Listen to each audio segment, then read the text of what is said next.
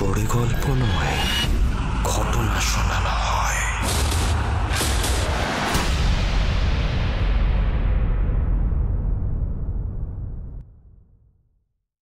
Welcome everyone. এই শীতের দুপুরে ভুতুরের নতুন একটি এপিসোডে আপনাদের সকলকে ওয়েলকাম জানাচ্ছি। আমি অনির্বাণ রয়েছি আপনাদের সঙ্গে, এবং আজকে আমি তোমাদেরকে ঘটনা শোনাবো না, বাই দ্য ওয়ে আজকে সোনালিদি তোমাদেরকে ঘটনা শোনাবে।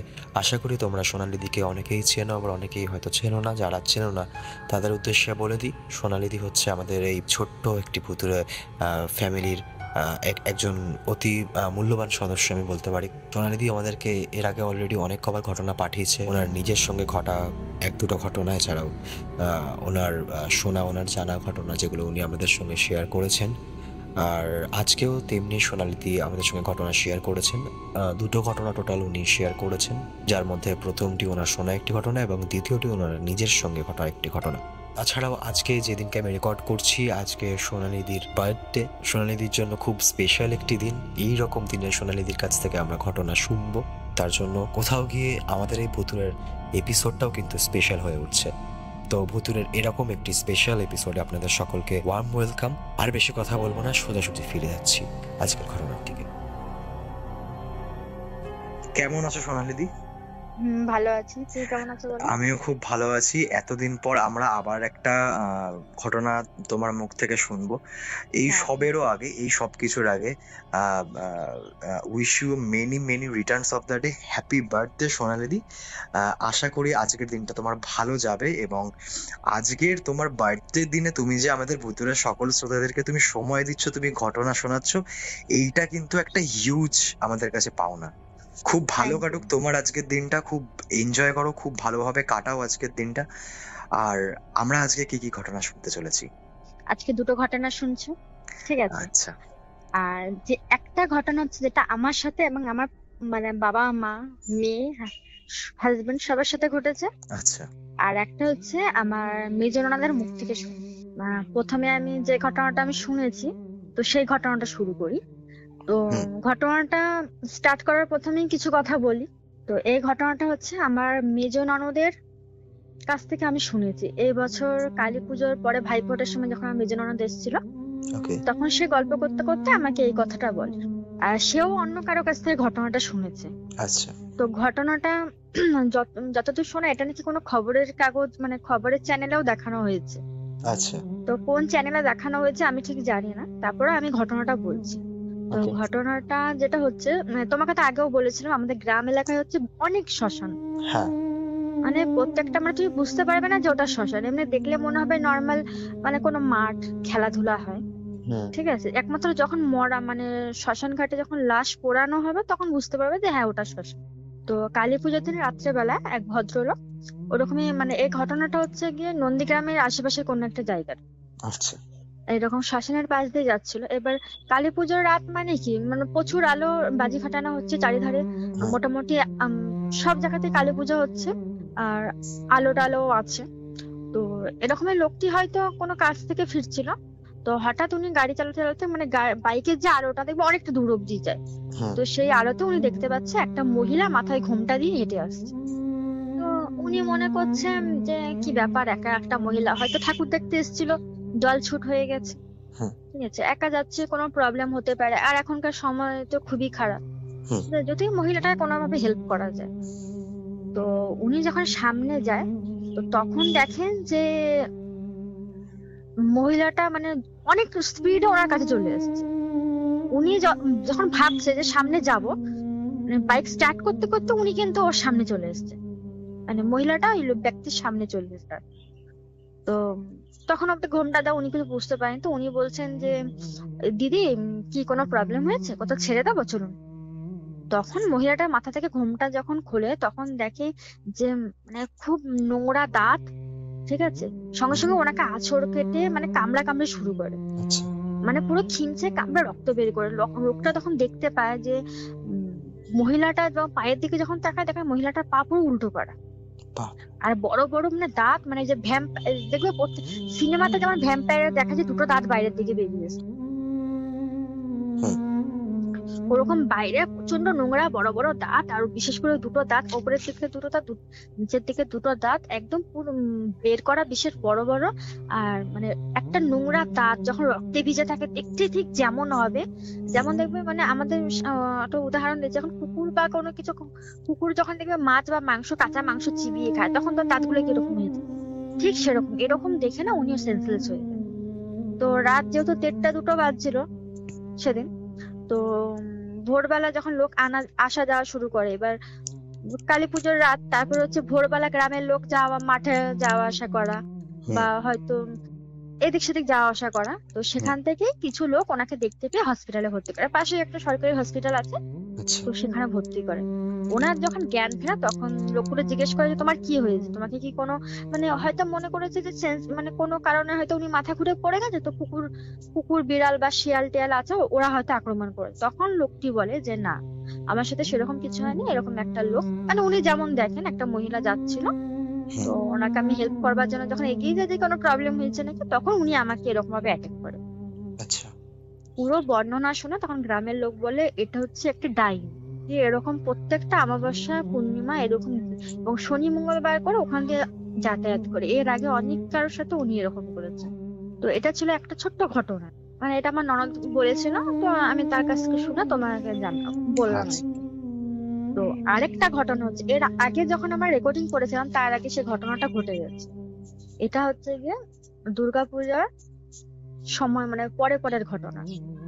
তো তুমি তো জানো আমার বাপের বাড়ি রিসরাতে। তো আমার ভাই একটা আছে, যে ভাই আমার ব্যাঙ্গালোরে থাকে। সে বাইরে বাইরে বেশি কাজ করে, কখনো ব্যাঙ্গালোর, কখনো মুম্বাই, পুনে, এরকম ঘুরে ঘুরে কাজ করে। তো বাড়িতে থাকে আমার বাবা আর আমার মা। আর একদম আমার বাবার বাড়ি যেটা, সেটা হচ্ছে ভাড়া বাড়ি, নিজস্ব বাড়ি নয়। তো রিসেন্টলি আমার বাবা মা বাড়িটা ভাড়া নিয়েছিল। তো বাড়িটা হচ্ছে এরকম একটা জায়গা, একদম মেন রোডের পাশে বাজার। তো বাজারটা পার হলে পরে আমার বাবার বাড়ি। এবার বাড়ির বর্ণনাটা দিই। তো ঘরের মধ্যে, মানে বাড়ির ভেতরে আছে দুটো ঘর, একটা লম্বা টানা বারান্দা, তারপরে হচ্ছে সেখানে হচ্ছে সিঁড়ি ঘর ছাদে ওঠার, আর তার পাশে সিঁড়ির পাশে হচ্ছে বাথরুম। আর প্রথমে ঢুকতেই একটা কলেজ সিভিলের গেট আছে, সেটা হচ্ছে একদম মেন গেট ঘরে ঢোকার। আরেকটা হচ্ছে যে বাথরুম যেখানে আছে, বাথরুমের ওদিক থেকে ওটা মানে ঘরের মতো ঢোকার। আর বাড়ির পেছনটায় ছিল একটা নিম গাছ আর বিরাট বড় একটা পুকুর। আর যে পুকুরটা প্রচন্ড গভীর, আমরা ছোটবেলা থেকে পুকুরটা দেখে আসছি। তো এবার ঘটনাটা হচ্ছে এরকম, তো আমার বাবা মা যেহেতু একা থাকে, বাড়ির সামনে ওই বাজারটার মধ্যে পুজো হবে, তো আমার মা বলে যে তাহলে তোর মেয়েকে পাঠিয়ে দে, ও আমাদের সাথে পুজো কাটাবে। আর সে সময় আমার হাজবেন্ডেরও দিল্লি যাওয়ার কথা ছিল। তো ও কি করে, আমার মেয়েকে আমার বাপের বাড়িতে ছেড়ে সেখান থেকে দিল্লি চলে যায়। তো ঘটনাটা ঘটেছে, প্রথম যে ঘটনাটা ঘটে সেটা হচ্ছে দুর্গাপূজার অষ্টমীর দিন।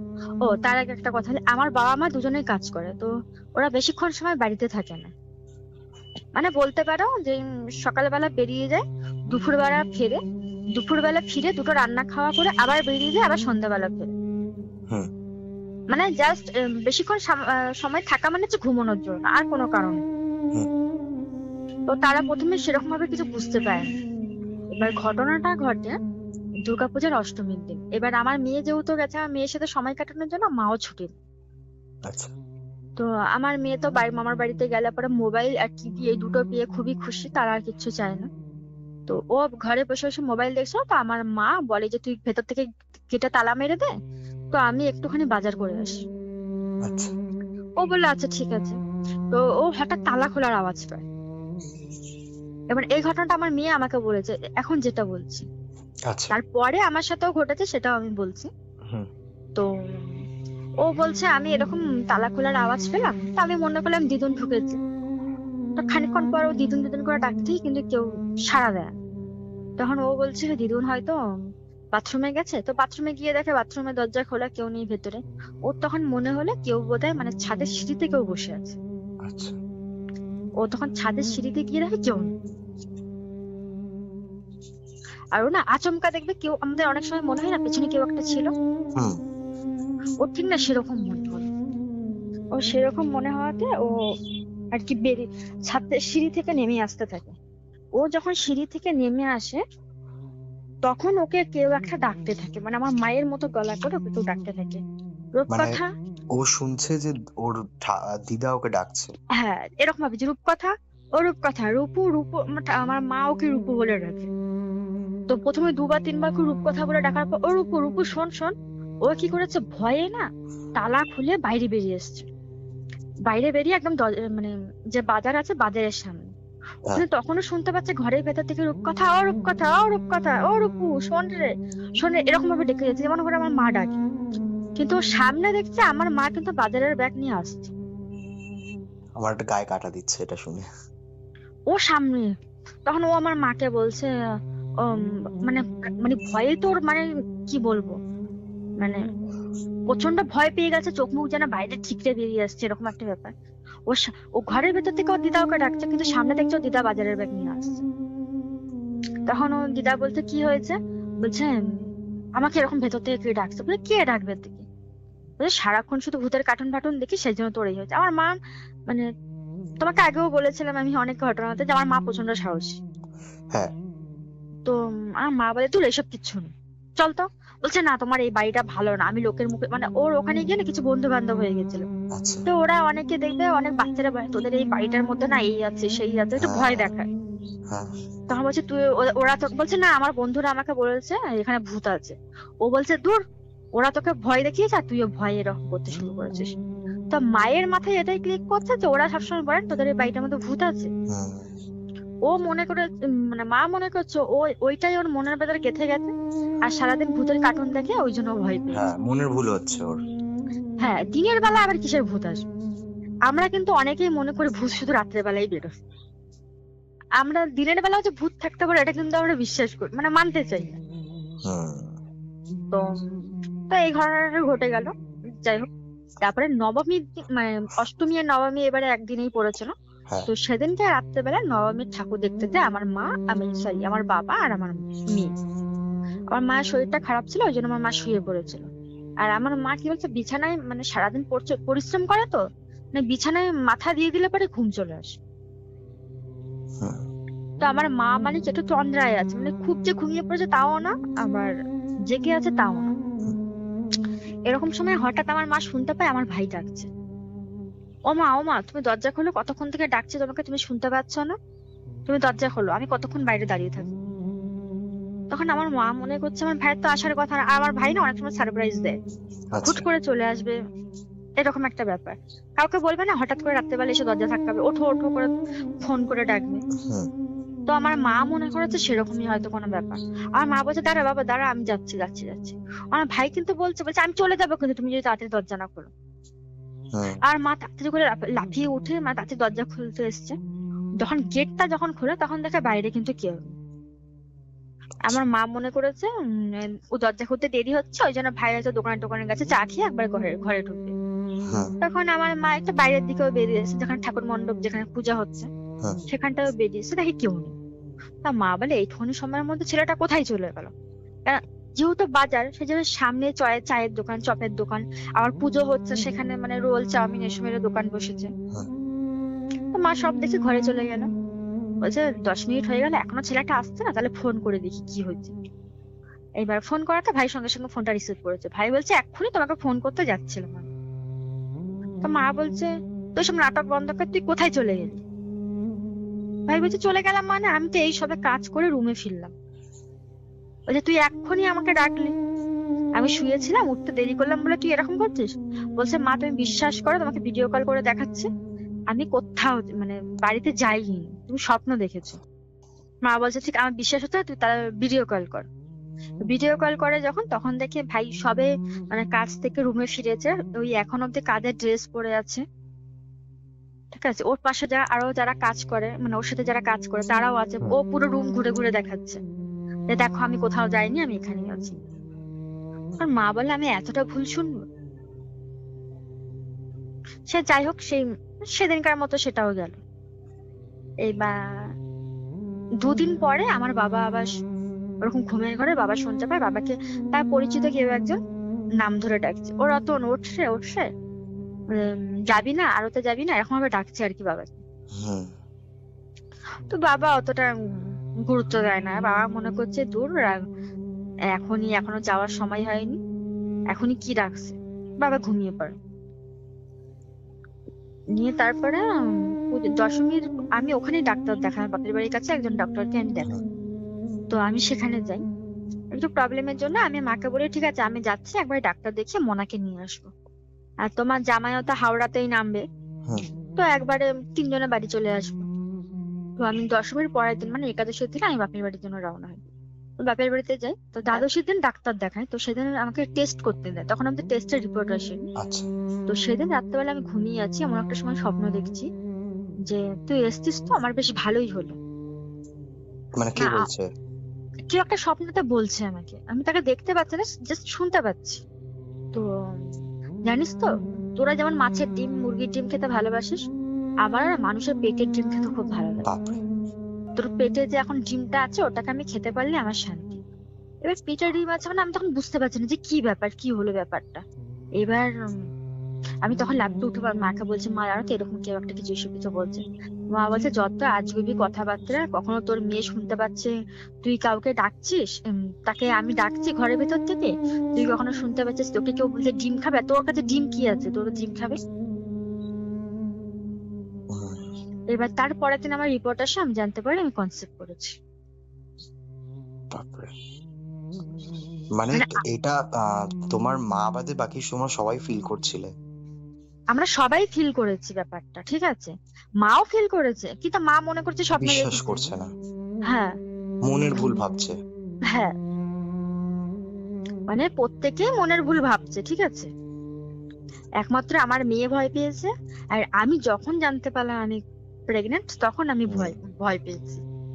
হুম। এটা মানে ডিম বলতে এই মানে পেটে যে আমার ভ্রূণটা আছে সেটাকেই ও বলতে চাইছি। হুম। তো তারপর দিন আমার বাড়ি ফেরার পালা। হুম। ঠিক আছে, ততক্ষণে আমার হাজবেন্ডও চলে এসেছে দিল্লি থেকে। হুম। তো তো সেদিন সকালবেলা মানে সেদিন মানে ধরো একটার সময় বাসে উঠবো আর কি, হাওড়া থেকে বাস ধরে বাড়িতে আসবো। তো আমার মা বলছে তাহলে তোকে যখন যেতে হবে, আর মানে আমার যখন কনসেপ্ট করেছি যখন, তখন আমাদের একটাই কথা ছিল যে একদম বেবি হয়ে যাওয়ার পর আবার বাপের বাড়িতে যাবো। তো প্রায় 1 বছর বাপের বাড়িতে যাব না। তো মা বলছিল যে যখন আর এতদিন আসবি না, আর আমাদেরও যাওয়া হবে কিনা আমি ঠিক জানি না, তাহলে তোর কি খেতে ইচ্ছে করছে বল, আজকে তোকে সেটাই করে খাওয়াবো। তো আমি বললাম বেশি কিছু করতে হবে না, তুমি রাইস করো, বেশ কষা কষা চিকেন করো, আর একটু বেগুনি করো, হুম। মানে আমি ফ্রাইড রাইস আর চিকেন কষা খেতে খুবই ভালোবাসি। হুম। তো আমার মা তাই করলো। মানে 11:30 12টার মধ্যে আমাদের রান্না কমপ্লিট আমার মায়ের। তো আমার মা খাওয়ার জন্য ডাকছে, আমি যখন খেতে বসি, তো খেতে বসা হয় আমাদের বারান্দার মধ্যে, ঠিক আছে। হুম। তো বারান্দা থেকে আমি দেখি সিঁড়ির মধ্যে না একটা মানে কিরকম বলতো, ওটা না জন্তু না মানুষ, মানে কিছুই বোঝা যাচ্ছে না, আমি একটা ঘোরের ভেতর চলে গেছি। সে আমার দিকে তাকিয়ে আছে, তার না মুখ বেয়ে না লালা পড়ছে, এখন যে বলছি না আমার মানে কি বলতো, সেই দৃশ্যটা আমার চোখের সামনে ভাসছে এখনো। ভয়ে না আমার গায়ে কাটা মানে কি লোম কাড়া হয়ে যাচ্ছে, কাটা দিচ্ছে একদম শরীরে, মানে তার মুখ থেকে লালা ঝরছে জানো, আর তার চোখ পুরো আমার পেটের দিকে। তখন অনেকক্ষণ থেকে যখন আমি মানে ওরকম ওই দিকে তাকিয়ে আছি সিঁড়ির দিকে, কেউ তো আর কিছু দেখতে পাচ্ছে না। না। আমার মা আমাকে ঠেলা দিচ্ছে, মা যখন ঠেলা দেয় তখন মানে কি আমার মানে কি বলবো, মানে আমি যে একটা পুরো ধ্যান দিয়ে ওকে দেখছিলাম, সে ধ্যানটা আমার ছাড়ে যখন সম্বিত ফেরা যাকে বলে, হুম। ঠিক আছে। তা মা বলে কি হয়েছে, আমি বলছি, দেখো ওখানে একটা কি আছে। মা বলে কোথায় কি, তারপরে আমি যখন তাকাই আর দেখি কিচ্ছু দেখতে পাই। এবার না সত্যি কথা বলতে আমি যে একটা একটা মুড নিয়ে যে খেতে বসছিলাম, বেশ আমার একটা ফেভারিট ডিশ হয়েছে আমি খাবো, আমার পুরো মানে পেটের খিদে মনের ইচ্ছা সব চলে গেল, যে একটা মানুষ না পশু কিছুই বোঝা যাচ্ছে না, আমার পেটের দিকে তাকিয়ে আছে আর তার মুখ থেকে পুরো লালা ঝরছে, মানে এরকম একটা বিষয়। আর আমার হাজবেন্ড আমি সবাই খেতে বসেছি। হুম। তো আমি কি হয় সেই সময় উঠতে গিয়ে মাথা ঘুরে পড়ে গিয়ে ব্লিডিং চালু হয়ে যায়। তো আমাদের বাড়ির পাশে একটা হসপিটাল আছে, বেসরকারি হসপিটাল, মানে বেসরকারি বলে মিউনিসিপ্যালিটি থেকে একটা হসপিটাল, যে হুম। সরকারিও না পুরোপুরি আর পুরোপুরি বেসরকারিও না, এরকম একটা হসপিটাল। তো সেখানে তাড়াতাড়ি করে নিয়ে যাওয়া হয়। নিয়ে যতক্ষণ নিয়ে যাওয়া যায় ডক্টর এসে বলে এটা পুরো মানে আর কিছু করার নেই, মিসক্যারেজ হয়ে যায়। তো সেদিন যেহেতু অসুস্থ ছিলাম আমি তো বাড়িতে ফিরতে পারবো না, তো আমাকে হসপিটালে কাটাতে হয়। আর যেহেতু বাড়ির একদম কাছে ওই জন্য রাত্রেবেলা কেউ ছিল না, একজন আয়া দিদি ছিল। হুম তো আমার বাবা মা বলে যদি কোনো প্রবলেম হয় মানে 5 মিনিট হাঁটলে পরে সে হসপিটালে চলে যাওয়া যাবে, হুম তো যদি কোনো প্রবলেম হয় আমরা চলে আসবো ফোন করে দেবো। তো সেদিন তো আর কিছুতেই ঘুম আসে না। হঠাৎ যখন চোখটা লেগে যায় মাঝরাতের দিকে, তখন আমি স্বপ্ন দেখি আবার ওই যে প্রাণী না মানুষ, হুম মানে কি জন্তু নাকি মানুষ আমি বুঝতে পারছি না। সে তখন বলছে খুব শান্তি পেয়েছি জানিস তো, তোর পেটে যেটা ছিল মানে ওটা আমি খুব তৃপ্তি করে খেয়েছি। মানে এটা শোনার মানে স্বপ্নটা দেখার পর না, মানে আমি যে চিৎকার করব বা কাউকে বলবো মানে আমার মুখ থেকে আর আওয়াজ বেরোচ্ছে না। আমি মনে হচ্ছে আমি যে বলছি, যে কোনো একটা কথা বলছি, কাউকে ডাকছি, আমার পাশে যে আয়া দিদি মানে উনি যেহেতু আমার সেরকম কোনো প্রয়োজন পড়ছে না, উনি ঘুমোচ্ছে বসে বসে, ওনাকেও যে আমি ডাকবো, যে ওনাকে যে আমি দিদি দিদি বলে ডাকছি, উনি শুনতে পাওয়া তো দূরের কথা, আমার নিজের কথা আমি নিজেই শুনতে পাচ্ছি। এরকম একটা পরিস্থিতি। তখন যাই হোক সেই রাতটা পার হওয়ার পর ডক্টর দেখে বললো যে এখন আপনারা বাড়িতে নিয়ে যেতে পারেন, একটু বেড রেস্টে থাকতে হবে। তো বাড়িতে আসার পর আমার হাজবেন্ড তো খুবই রাগারাগি শুরু করে দিয়েছে। অনেক মানে প্রায় 4-5 বছর ধরে চেষ্টা করছিলাম একটা বাচ্চার জন্য। এত অপেক্ষার পর আমার মেয়ের খুব ইচ্ছা তার একটা ভাই আসবে যে তাকে রাখি পরাবে। মানে খুবই মানে এটা মানে এখন অব্দি চোখ দিয়ে জল বেরিয়ে যাচ্ছে। মানে বলে না স্বপ্ন, সে স্বপ্নকে হাতে পেয়েও মানে হারিয়ে ফেলার যে যন্ত্রণা। হুম তারপরে আমার হাজবেন্ড আমাকে ওরকম রাগ রাগ করে আমাকে ওই বাপের বাড়িতে নিয়ে আসে হসপিটাল থেকে। নিয়ে আসার পর আমি যখন সব কথা যখন বলি, তখন আমার বাবা বলছে জানিস তো আমার না মাঝে মাঝে আমার মনে হয় যে আমার পাশে না কেউ একটা ঘোরাঘুরি করছে। পেছন দিকে তাকিয়ে দেখি কেউ নেই। বাথরুমে গেছি ভোরবেলা, আমার বাবা তো মাছের ব্যবসা করে, হুম তো ওনাকে অনেক ভোরবেলা উঠতে হয়। মানে জানিস তো আমি ওঠার আগে না কেউ একটা তালা খুলে রেখে দেয়। আমি মনে করি হয়তো আমি রাত্রেবেলা তালা দিইনি, তো অনেক সময় না আমি মনে করে রাখি যে রাত্রেবেলা আমি তালা দিয়েছিলাম কিন্তু তালাটা খোলা। দরজা ধাক্কানোর আওয়াজ পাই, কেউ আমাকে অনেক রাত্রেবেলা ডেকে দেয়। আমি এই কথাগুলো কাউকে কোনোদিন বলিনি।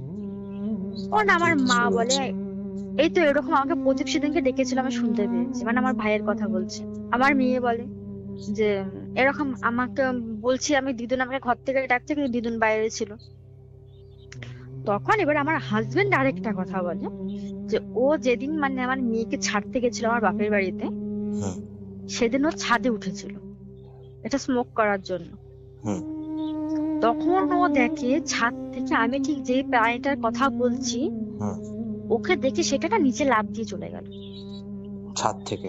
হ্যাঁ, ও যখন মানে একটা ধরো একটা বেশ, আমি যেটার কথা বলছি সেটা বেশ বড় সড়ো জিনিস। হুম তো একটা জিনিস যখন ছাদ থেকে লাফ দিয়ে নিচে পড়বে তখন একটা ধপ করে আওয়াজ হবে তো, অবশ্যই। আর সেটা তো লাফ দেওয়ার সঙ্গে সঙ্গে তো একটু পালিয়ে যেতে পারবে না, সেখানেই থাকবে।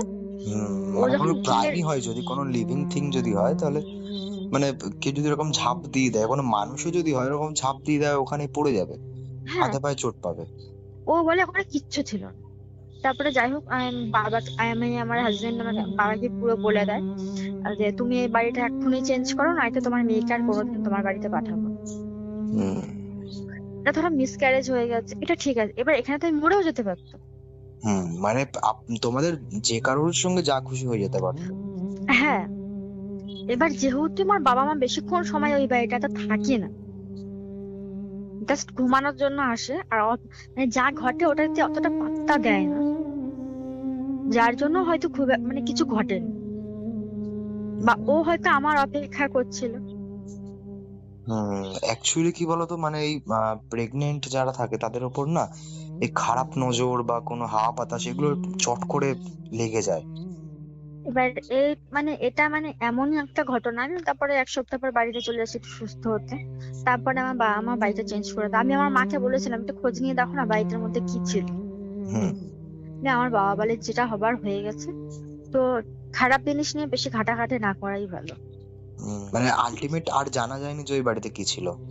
জানা গেছে যে ওই বাড়িটার মধ্যে না অনেক নাকি পশু থাকতো। মানে পশু বলতে একজন ছিল যে বিড়াল কুকুর এসব পুষতে খুব ভালোবাসতো। পশুপ্রেমী। হ্যাঁ, তারপরে উনি নাকি ওই বাড়িটাতে সুইসাইড করেছিল। তারপরে ওনার সুইসাইড করার পর আস্তে আস্তে দুটো বিড়াল, দুটো কুকুর এরকম করে মরে যেতে থাকে। হুম।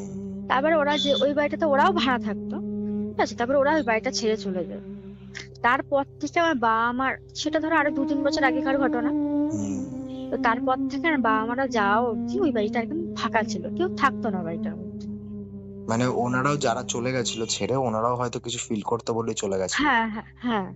এবার আমার বাবা মা কি বলতো, ওরা জানে যে একটুখানি সময়, এই বড় বাড়িটা নেওয়ার কারণ হচ্ছে আমার ভাই যখন আসবে বা আমরা যখন যাব একটু যেন বেশ ভালোভাবে রিল্যাক্স হুম। ভাবে থাকতে পারে, ওই জন্য ওই বড় বাড়িটা ভাড়া নেওয়া হয়েছিল। এখনো কি তোমরা ওই বাড়িতে আছো? মানে না না, আমার বাবা মা ওই বাড়িটা ছেড়ে দিয়েছে। ছেড়ে দিয়েছে, চেঞ্জ করে নিয়েছে? কারণ আমার হাজবেন্ড বলেই দিয়েছিল, তুমি যদি এই বাড়িটা চেঞ্জ না করো আমি কিন্তু তোমার মেয়েকে আর পাঠাচ্ছি। কারণ স্বাভাবিক, কারণ এত বড় একটা ক্ষতি, মানে এটা তো কোনো একটু বা ছোটখাটো কোনো ক্ষতি না। মানে আমার নিজের খারাপ লাগছে জিনিসটা শুনে। আমি ইভেন তোমাকে আজকে কল রেকর্ডিংটা করার আগে পর্যন্ত আমি নিজেও পর্যন্ত এক্সপেক্ট করিনি যে এই রকম ধরনের কোনো ঘটনা তুমি শোনাবে। মানে সত্যি কথা বলতে কি বলতো, এটা যে আমার কি ক্ষতি আমি জানি না, শেয়ার কোনো যে গেছে শেয়ার করে ফিরে আসবে কিনা। কেন, মানে ডাক্তার বলে দিয়েছিল যে আমার কনসেপ্ট করা খুবই মানে কঠিন ব্যাপার, সেখান থেকে আমি কনসেপ্ট করেছিলাম আর আমি তাকে হারিয়েছি। ফিল সো সরি সোনালিদি, কারণ খুবই খারাপ লাগছে। আর আমি কি বলবো আমি ঠিক নিজেও বুঝতে পারছি না। মানে আমি কাইন্ড অফ স্পিচলেস হয়ে গেছি। মানে কিছু বলার নেই, হয়তো আমি যাই বলবো তাই হয়তো অনেকটা কম হবে। মানে এখনো যদি আমি মাঝে মাঝে আমার হাজবেন্ড মানে আলোচনা করে, হ্যাঁ আজকে না এত মাস হয়ে যেত, কদিন পর আমরা তাকে হাতে পেয়ে যেতাম। মানে একটা বাবা মা মানে একটা বাবা বা মায়ের যেটা ইচ্ছা থাকে, যখন মানে একটা জিনিস কি বলতো, যখন কোনো মহিলা প্রেগনেন্ট হয় তখন থেকে না তার হাজবেন্ড ওয়াইফ দুজনেই না মানে একটা কি বলতো, মানে একটা কল্পনা করে ফেলে যে এই তো আর কিছুদিন পর আসবে, এটা হবে সেটা হবে। সেখানে আমার মেয়েকেও আমি বলে দিয়েছিলাম যে এবার মনে হয় তোর ভাই বা বোন কেউ একটা আসবে। ওই বেচারিটার ওপর দিয়েও কি যাচ্ছিল তখন সেই সময়? ও মানে ও যখন আমি বাড়িতে ফিরে মানে এবার একটা মানে এরকম ঘটনা ঘটার পর তো আমার চোখ মানে বলার মানে একটা মানুষের অসুস্থ দেখলে পরেই বোঝা যায়। ও বারবার জিজ্ঞেস করে যে কি হয়েছে, তখন ওর বাবা ওকে বলে যে ভাইটা এসেছিল না, ভাইটা চলে গেছে। মানে ও তখন না হাউমাউ করে কান্না শুরু করছে, কেন ভাইটা চলে গেল, ভাইটা কেন থাকলো না। মানে ও একটা 9 বছরের বাচ্চা, ও মানে ও যে কি কান্না, মানে মানে সে ও আলটিমেট এই জিনিসটাই বুঝলো না যে কি হলো। ওর না উপর ওর মধ্যে দিয়ে শুধু গেল যে বাবা বললো, মা বললো ভাই আসবে, কিন্তু আর এলো না। সেই ও এখন আমাকে মাঝে মাঝে বলে, মা ভাইটা এখনো আছে না তোমার পেটের মধ্যে। শুধু একটাই কথা বলবো, যারা শুনছে তাদেরকেও একটাই কথা বলবো, আমার জন্য একটু প্রে করো, আমি যাতে মানে মানে সে যাতে আরেকবার আমার কাছে আসে। চোখের জল যেন আমার মানে আর মানে কি বলবো বাদ মানতে চাইছে না, মানে এরকম একটা ঘটনা। সত্যি মানে খুবই খারাপ তো একটা। মানে এটা সত্যি কথা বলতে কি জানো তো, এখন আমার মানে শ্বশুর বাড়ির যে আমার ননদ বা ওরাও অনেক দিন ধরে আশা করে আছে, যা একটা বাচ্চা আরেকটা বাচ্চা যা হবে, ঠিক আছে। মানে আমার ননদদের প্রত্যেকেরই দুটো করে মেয়ে, সবাই আশা করেছিল হয়তো আমার একটা ছেলে হবে। হুম। ওদেরকে আমি কোনো আজ অব্দি বলতেই পারলাম না যে এসছিল, সে চলে গেছে। যাই হোক সোনালিদি, কোনো কিছু নিয়ে মন খারাপ করলে হবে না। আমি প্রে করব ভগবানের কাছে, আমাদের যারা শ্রোতারা রয়েছে তারাও প্রে করবে যাতে তুমি আবার কনসিভ করতে পারো, এবং প্রে করবে যাতে তোমার সঙ্গে এই রকম ঘটনা না ঘটে শুধু আমার সাথে খুব না, কারোর সাথে তাড়াতাড়ি। যেন এরকম কোনো ঘটনা না ঘটে, আমি জানি কারোর সাথে এরকম কোনো ঘটনা না ঘটে। অবশ্যই। ভুতুড়ে কোনো আসরে গল্প নয়, ঘটনা শোনানো হয়।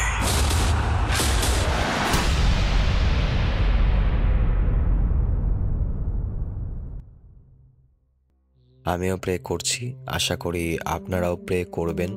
আর কেমন লাগলো ঘটনাটা, আপনাদের শোনা কোনো ঘটনা বা আপনাদের সঙ্গে ঘটা কোনো ঘটনা আমাদের ভুতুড়ের সকল শ্রোতাদের সাথে শেয়ার করতে চান, তাহলে নিচে ডিসক্রিপশনে মেল আইডি দেওয়া রয়েছে www.bhuture@gmail.com। এছাড়াও ডিসক্রিপশনে ভুতুড়ের ফেসবুক পেজের লিঙ্ক দেওয়া রয়েছে, সেই লিঙ্কে ক্লিক করে পেজে গিয়ে পেজ ইনবক্সে গিয়ে আপনারা আপনাদের ঘটনাটা লিখে পাঠান। আর পাশে আপনারা অবশ্যই মেনশন করে দিন ঘটনাটা আপনি নিজে মুখে আমাদের সঙ্গে শেয়ার করবেন নাকি আপনার ঘটনাটা আমি পড়ে শোনাবো। আর সব শেষে একটাই কথা বলবো, ভূতুরে কিন্তু কোনো রকম নেগেটিভ এনার্জি বা ভূত প্রেত জিন পরি পিশাচ এসবকে প্রমোট করে না। ভূতুরের কাজ শুধুমাত্র বিভিন্ন মানুষের জীবনে ঘটে যাওয়া বিভিন্ন অদ্ভুত অলৌকিক ভৌতিক ঘটনাগুলিকে আপনাদের সঙ্গে শেয়ার করা, যেমনটি আজকে আপনারা শুনলেন। এই ছিল আজকের এপিসোড। আজকে এত অবধি ছিল দুটো ঘটনা আজকে আমরা শুনলাম। এছাড়াও সোনালিদি কিন্তু এর আগেও আমাদের সঙ্গে অনেক ঘটনা শেয়ার করেছেন, ওনার নিজের সঙ্গে ঘটা ঘটনা। এছাড়াও উনি আরো ওনার শোনা ঘটনা উনি পাঠিয়েছেন, সেগুলো তোমরা চাইলে গিয়ে শুনে নিতে পারো। তো আজকের এপিসোড ছিল এই অবধি। দেখা হচ্ছে রবিবার ভুতুরের আরো একটি নতুন এপিসোডে।